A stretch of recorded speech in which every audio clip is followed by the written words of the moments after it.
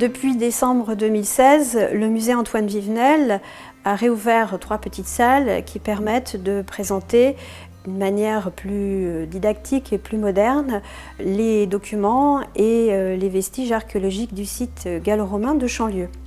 La nouvelle présentation des collections du sanctuaire de Chanlieu s'organise autour de 3 petites salles.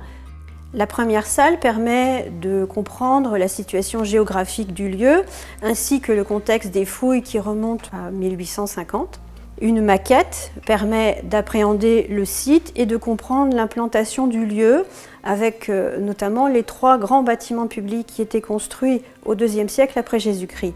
Le temple, le théâtre et les thermes, accompagnés de constructions qui ont été observées à partir de prospections aériennes. La deuxième salle explique l'histoire de l'occupation du site. Des vestiges archéologiques ont été découverts remontant à l'époque gauloise, au 1er siècle avant Jésus-Christ.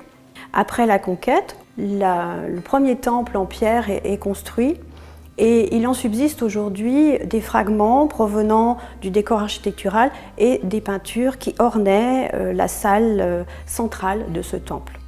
La troisième salle est, elle, consacrée au temple du IIe siècle après Jésus-Christ. Le deuxième temple est reconstruit sur l'emplacement du premier.